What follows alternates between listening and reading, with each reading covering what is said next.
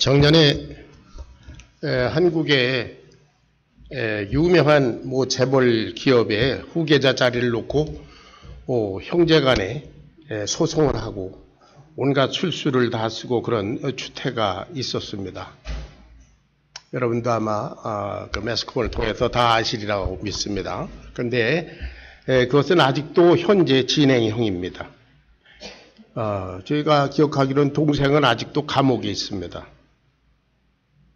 그런데 이것은 다만 그 기업뿐만 아니라 그 대기업들 또 부자들의 그 후계 구독 그리고 상속에 있어서 늘 있어오는 그런 일들입니다. 형제간에 부모 자식 간에 서로 소송하고 투소하고 정말 진흙탕의 싸움과 같은 그런 양상을 보여주고 있습니다. 재벌이나 부자들 외에도 인간 사회에서는 그 유산으로 인해서 크고 작은 분쟁들이 언제나 일어나게 마련입니다. 인간의 탐심 때문입니다. 재벌이 아니더라도 조그만 한 20만 불, 30만 불짜리 집 한 채를 가지고도 부모가 죽은 후에 형제들이 다투는 것을 저는 여러 번 본 적이 있습니다. 시골에서 부모가 남긴 손바닥만한 그 밭대기, 논대기 그걸 가지고 죽기 살기로 싸우는 그런 모습들도 어렵지 않게 볼 수 있습니다. 인간의 탐욕 때문입니다. 탐욕이란 무엇인가?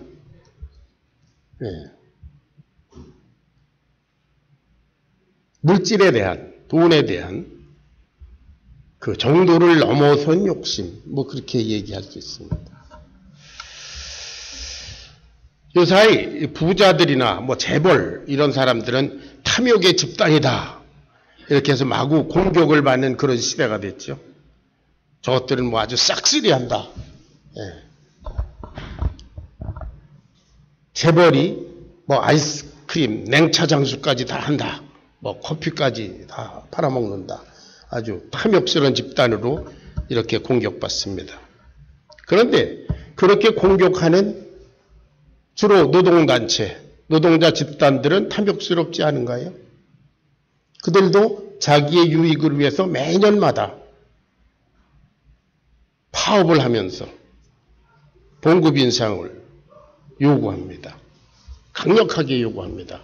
그런데 사실 그들이 봉급 인상이 되면 그 여파는 어디로 가느냐 하면 그 대기업의 하청업체들, 그 다른 노동자들, 그리고 비정규직들의 희생후에 그런 것들이 일어납니다.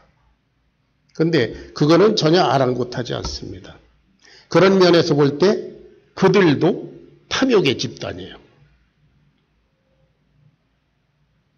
홈리스들은 어떨까요? 홈리스는 집도 절도 없는 사람들이니까 탐욕이 없을 것 같다.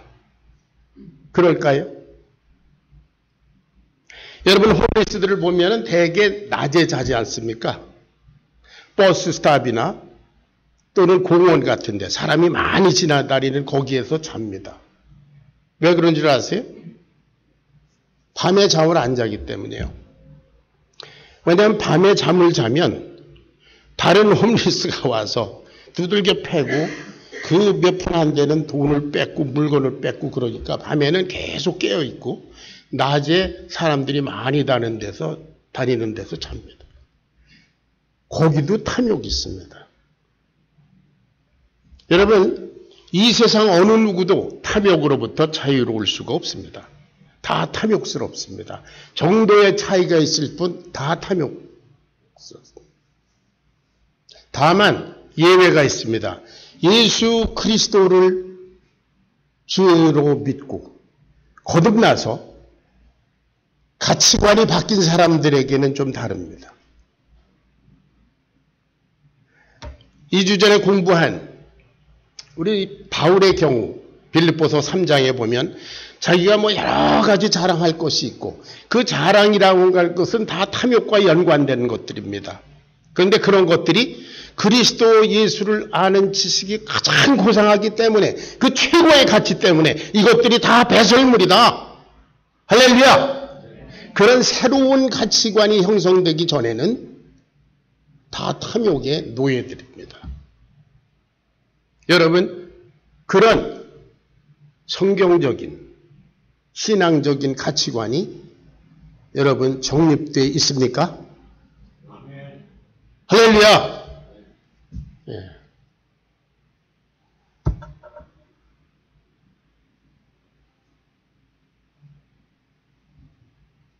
이것이 우리 그리스도인의 사실 최종 목표입니다. 가치관의 변화.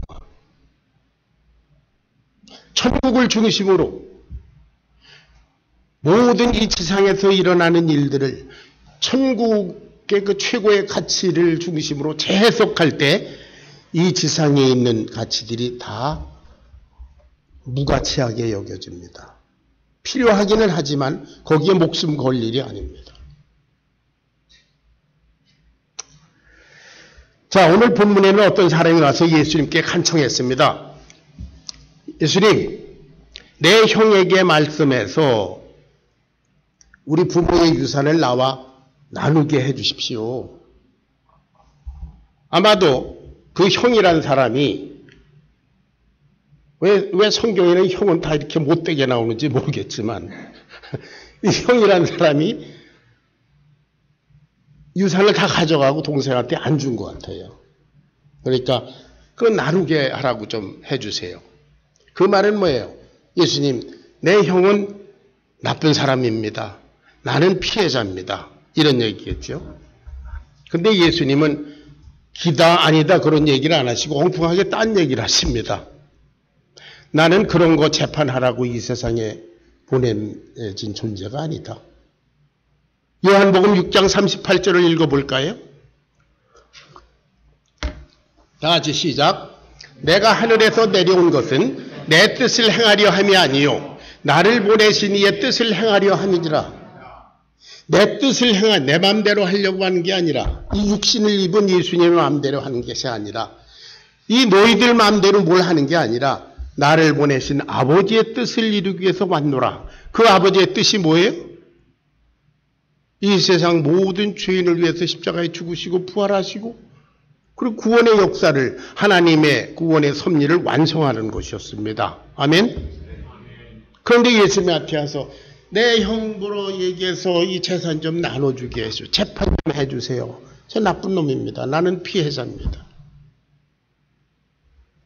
하나님의 아들이 이 세상에 오신 것은 우리들, 여러분들, 저의 자질구레한 일을 위해서 그 하나님의 아들이 여기까지 오셨을까요? 그 영광의 보좌를 버리고? 아니면 내가 원하는 것?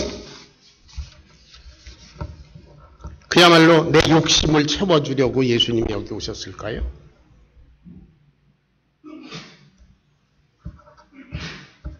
이 세상 모든 죄인들의 영혼을 구원하러 오신 거룩하신 하나님의 아들이 마치 우리 인간들의 뒤치다꺼리나 하는 그런 존재로 전락한 것은 아닐까요?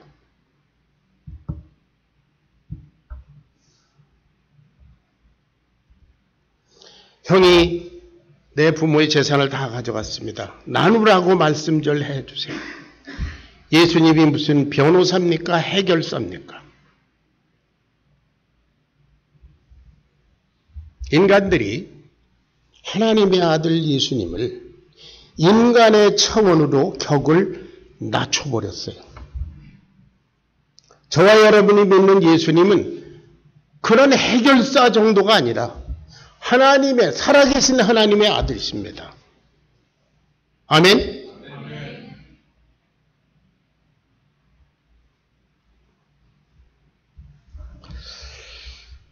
혹시 저와 여러분은 이런 정말 자질구레한 그런 일을 위해서 이 사람처럼 이런 일을 위해서 하나님께 기도한 적은 없습니까?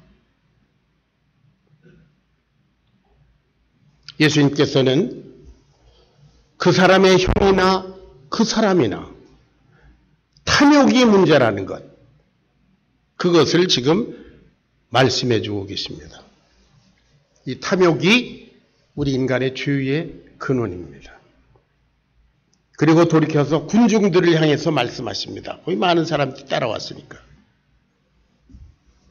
자, 15절 읽어보겠습니다. 다 같이 시작. 이르시되 이 사람아 누가 나를 너희의 재판장이나 물건 나누는 자로 세웠느냐 하시고 15절 저희에게 이르시되 삼가 모든 탐심을 물리치라 사람의 생명이 그 소유에 넉넉한 데 있지 아니하니라. 인생에 있어서 가장 중요한 것은 그 영혼이 하나님과 연결되어 있느냐 아니냐 거기에 달려있지 그 사람이 얼마나 가졌느냐 소유했느냐 그거에 달려있지 않다. 예수님께서 다른 복음서에서 말씀하셨어요. 만일 너희가 천하를 얻고도 네 생명을 잃으면 그게 무슨 소용이냐. 세상을 다 얻었는데 그 후에 지옥 가면 그게 무슨 인생이냐. 그렇게 말씀하셨어요. 그리고 여기에 한 부자의 비유를 이야기를 해 주셨습니다. 한 부자가 있었는데 여기 보니까 한 부자라고 그랬어요. 그는 이미 부자입니다. 가진 게 많은 사람이에요. 그런데 이 사람이 소출이 더 많아져서 더 부자가 됐습니다. 그러니까 어떻게 했습니까? 창고를 다 헐어버리고 새로 더 크게 짓고 모든 것을 쌓아두자. 그리고 말하기를 뭐라고 그랬다고요? 내 영 편히 쉬고 먹고 마시고 즐거워하자. 엔조이하자. 여러분 영혼은 보이지 않는 것인데요. 먹고 마시고 즐거워하고 놀고 그런 게 영혼을 채울 수 있습니까?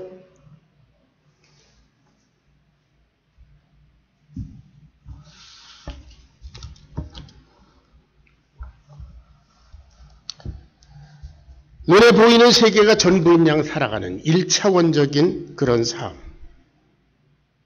보이지 않는 영혼을 이 보이는 물질 세계의 것으로 채우려고 하는 전혀 엉뚱한 시도. 그것이 이 부자의 문제고 오늘 이 시대를 살아가는 하나님을 믿지 않는 사람들의 삶의 내용입니다.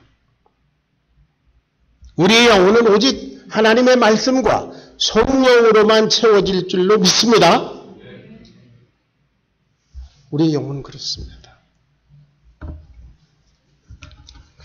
이 사람은 보이지 않는 세계에서 큰 높은 세계에서 생명을 좌우하시 하나님의 주권 그 크신 하나님을 생각하지 않았습니다. 이 부자는 사실 자기의 생명을 책임질 수 있는 사람이 아닙니다. 하나님께서 말씀하셨어요.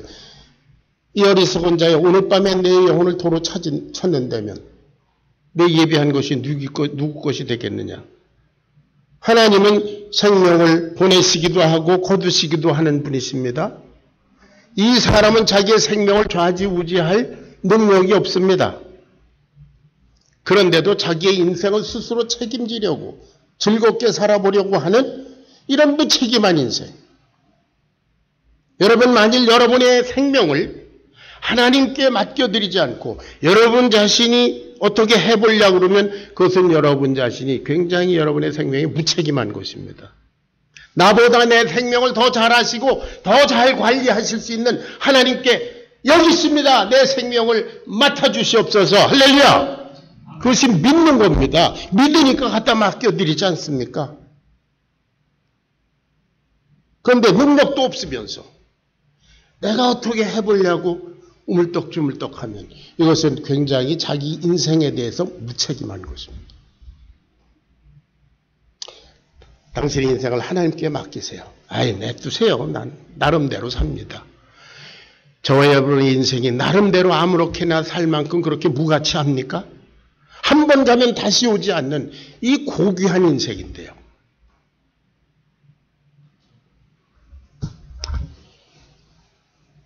하나님을 모르는 사람은 이 부자가 한 것처럼 먹고 마시고 즐거워하자. 그거예요. 누가복음 17장 26절부터 30절까지 좀 길지만 다 봉독합니다. 시작. 노아의 때에 된 것과 같이 인자의 때에도 그러하리라. 노아가 방주에 들어가던 날까지 사람들이 먹고 마시고 장가들고 시집가더니 홍수가 나서 그들을 다 멸망시켰으며 또 롯의 때와 같으리니 사람들이 먹고 마시고 사고 팔고 심고 집을 짓더니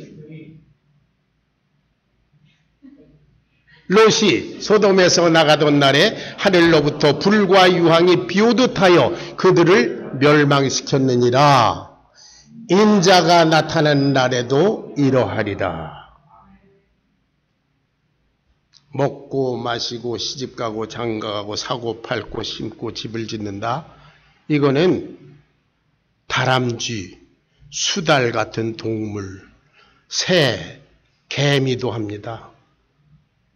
먹고 마시고 시집가고 장가가고 집을 짓고 곤충들도 합니다.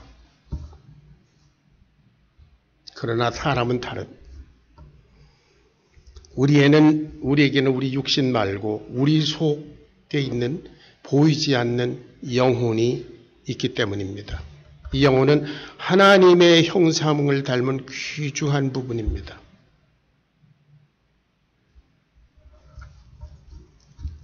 쉽게로 컴퓨터로 말하자면 하드웨어만 있는 것이 아니라 그 속에 보이지 않는 소프트웨어의 기능이 있는 거지요.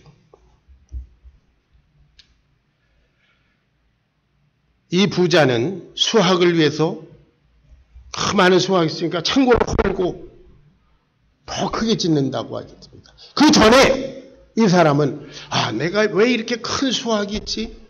이 수확, 생명을 자라게 하고 수확을 주시고 하는 하나님을 생각했어야 합니다. 아멘? 자기 육체의 우선권을 두었습니다. 먹고 마시고 즐기자.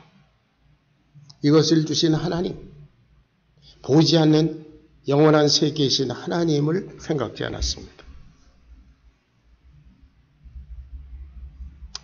이것이 오늘을 사는 현대 그리스도인, 현대 교회의 모습은 아닐까 생각해 봤습니다. 하나님의 주권과 사랑과 목적, 그런 건 잊어버리고 먹고 마시고 시집가고 장가가고 삶고 심고 사고 팔고 집을 짓고 육체적인 삶의 우선권을 두는 그것을 위해서 기도라는 것을 하고 그래서 그것이 이루어지면 하나님이 축복하셨다고 막 이런 것이 현대 그리스도인의 모습은 아닌가. 교회가 부흥됩니다. 그럼 뭐 집부터 지려고 그러죠. 큰 교회가 더 큰 교회 되면 어떻습니까? 낡은 건물 다 때려부시고 새집 짓자. 그러기 전에 먼저 그 속에, 교회 속에 아직도 구원받지 못한 영혼이 있는지 없는지 거기에 관심을 더 두어야 하지 않겠습니까? 창고를 헐고 더 크게 짓고 쌓아놓자. 그러기 전에 먼저 자기 중심을 헐어버리고 내 생명은 내가 좌우할 수 있는 게 아니다. 내 영혼을 하나님께 맡기자. 새로운 인생을 지어야 할 사람인데 먹고 마시고 즐기자. 우리에게 먼저 해야 될 것이 있고 나중에 할 것이 있습니다. 내 영혼아, 먹고 마시고 그거 이전에 내 영혼아, 영원한 생명을 얻었는가? 내 자녀들아, 내 형제들아, 내 사랑하는 자들아, 구원받았는가? 예수님을 믿는가? 지금 천국을 향해 가고 있는가? 내 영혼아, 우리는 먼저 스스로 하나님을 중심으로 우리의 영혼을 점검해야 될 줄로 믿습니다. 그렇지 않으면 먼저 내 영혼이 구원받지 아니하면 모든 것은 다 무의미합니다. 속된 말로 사람이 죽으려고 환장했다 뭐 이런 얘기 있잖아요. 그게 믿지 않는 사람들의 삶이 그야말로 죄송합니다만 속된 말로 죽으려고 환장한 거예요. 지옥으로 가는지도 모르고 뭐 축원하고 돈벌이하고 뭐하고 집 짓고 사고 팔고 그럽니다. 지옥 갈 건데.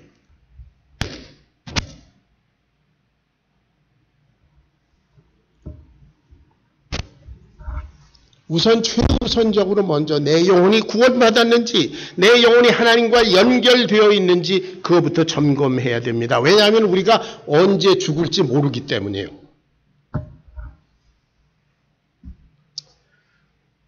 여러분 오래전에 제가 캠퍼스 사역을 할 때에 거기에서 박사 학위를 받은 분이 있습니다.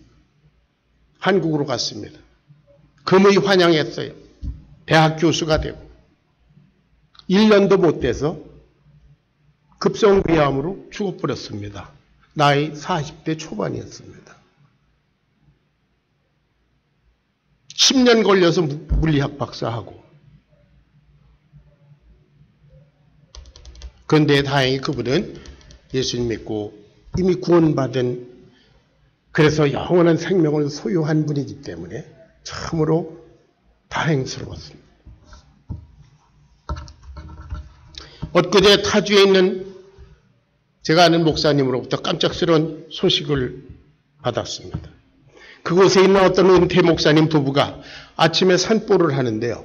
한 미국인 부부가 개 목줄을 하지 않고 리쉬를 하지 않는 개를 그냥 데리고 와서 개가 이리 뛰고 저리 다가 사모님 밭대로 욱 달려니까 넘어져서 뇌진탕으로 바로 코마 상태가 됐다고 합니다.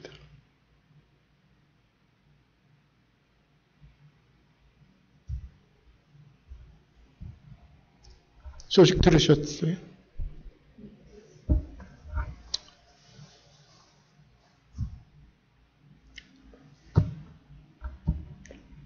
우리가 살았으나 죽은 목숨입니다. 죽음의 그림자가 우리 주위를 언제나 맴돌고 있다고 하는 사실을 이 외면하고 싶지만 엄연한 사실을 여러분 받아들여야 합니다.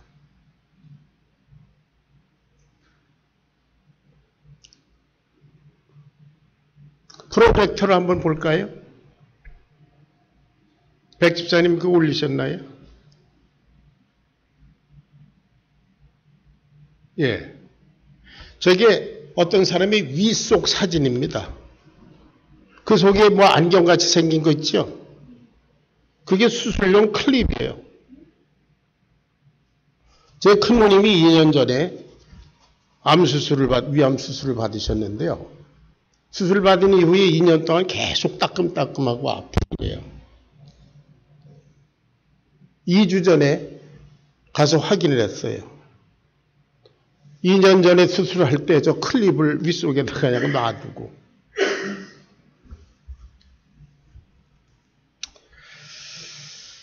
여러분 자신을 포함해서 우리는 믿을 것이 이 세상에 아무것도 없습니다. 우리에게는 무슨 일이든지 언제든지 일어날 수 있습니다. 그러므로 무엇보다도 먼저 최우선적으로 first of all 예수님을 주로 영접해서 하나님과 우리의 영혼이 연결되어 있어야 합니다. 그래야만 여기서 죽어도 천국으로 직행할 수 있는 그 특권을 먼저 받아놓고 그 다음에 삶이 의미가 있습니다. 그러지 않으면 죄송한 표현을 얘기했습니다. 인생은 그렇지 않으면 죽으려고 환장한 거예요. 여러분 주위에 여러분 가까운 가족 중에 아직도 예수님 믿지 않고 있는 사람이 있으면 그 사람의 삶이 그렇다는 거예요.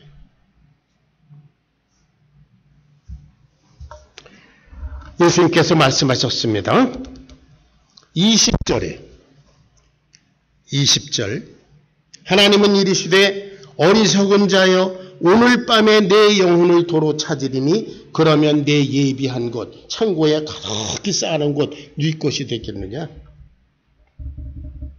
하나님께서 우리의 영혼을 거둬가시면 우리는 다 놓고 가야 합니다. 저는 목회 사역을 하면서 수없이 장례식을 했습니다.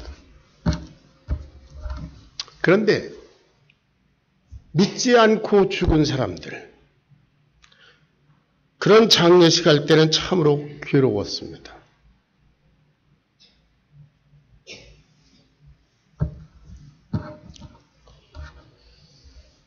아무도 집례해 줄 사람이 없다고. 그럼 내가 해야지. 부탁이 왔으니까 나라도 해야지. 그래서 가서 하면 내가 할 말이 없어요, 사실.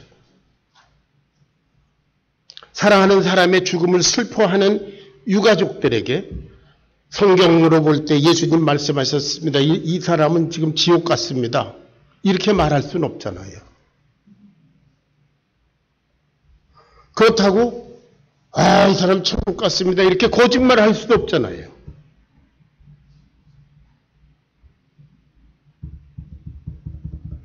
그래서 할 수 있는 얘기가 뭐예요? 예수님은 이 세상에 죄인들을 심판하러 오신 것이 아니라 구원하러 오셨습니다. 만일 여러분들이 예수님을 믿으면 구원받습니다. 구차하지만 그렇게밖에 말할 수 없어요. 여러분, 관 속에 누워있으면 이미 too late, 너무 늦습니다. 그 바로 직전에라도 예수님을 구주로 영접하고 그 영혼을 예수님께 맡겨드리는 것, 우리가 그 사람으로 하여금 그렇게 결단하도록 돕는 것, 그게 전도예요. 그거 안 하면 그 영혼은 예수님의 말씀에 지옥 간다고 그랬어요. 영원히.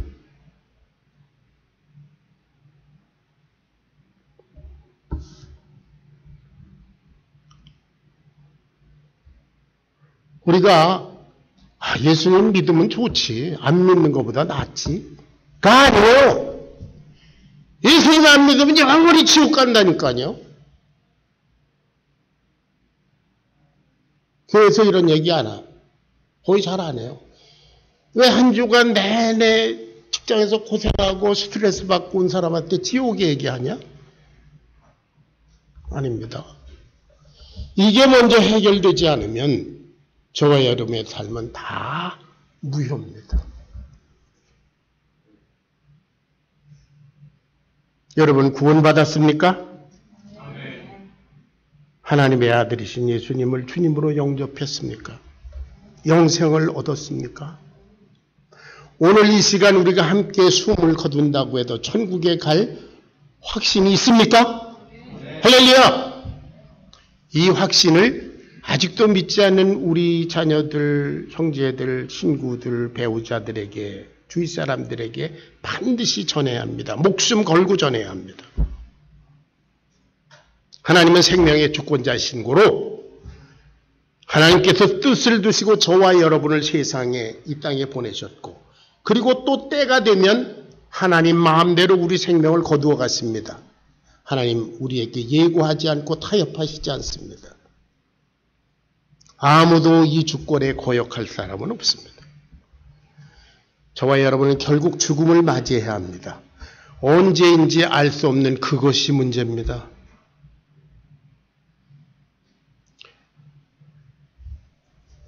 히브리서 9장 27절, 28절을 찾아서 읽습니다. 다 같이 시작. 한 번 죽는 것은 사람에게 정해진 것이요 그 후에는 심판이 있으리니 이와 같이 그리스도도 많은 사람의 죄를 담당하시려고 단번에 들이신 바 되셨고 구원에 이르게 하기 위하여 죄와 상관없이 자기를 바라는 자들에게 두 번째 나타나시리라. 이 부자에게 주님 말씀하셨습니다. 이 어리석은 자예요. 여러분은 예수님께서 보시기에 어리석은 자입니까? 지혜로운 자입니까? 자기를 위하여 재물을 쌓아두고 하나님께 대하여 부요치 못한 자가 이와 같으니라. 여러분은 자기를 위하여 부자입니까? 하나님을 대하여 부자입니까? 내 영혼아 먹고 마시고 즐거워하자, 이런 게 아니라 시편 104편 1절에 이와 같은 말이 있습니다. 똑같이 내 영혼아 부릅니다. 다 같이 읽어봅니다. 시작. 내 영혼아 여호와를 송축하라. 여호와 나의 하나님이여 주는 심히 위대하시며 존귀와 권위로 옷 입으셨나이다. 내 영혼아 먹고 마시고 즐거워하자. 죽을 줄 모르고 그러는 독백과 내 영혼아 여호와를 송축하라. 하나님께 찬양을 드리는 찬양시와 시편 62편 1절에 또 이와 같은 말씀이 있습니다. 다 같이 시작. 나의 영혼이 잠잠히 하나님만 바라며 나의 구원이 그에게서 나는도다. 할렐루야. 나의 영혼이 잠잠히 하나님만 바라며, 내가 이 세상에서 무슨 일을 만날지라도 나는 잠잠히 내 영혼이 하나님만 바란다. 시편 42편 1절입니다. 시작. 하나님이여 사슴이 시냇물을 찾기에 갈급한 같이 내 영혼이 주를 찾기에 갈급하나이다. 먹고 마시고 즐거움으로 내 영혼을 채우려고 하는 헛된 시도를 하지 아니하고 내 영혼이 사슴이 시냇물을 찾기에 갈급한 것처럼 주님을 찾습니다. 주님으로 내 영혼을 채워 주십시오. 시편 103편 1절 마지막으로 봅니다. 시작. 내 영혼아 여호와를 송축하라. 내 속에 있는 것들아 다 그의 거룩한 이름을 송축하라. 할렐루야. 내 영혼아 먹고 마시고 즐거워하자.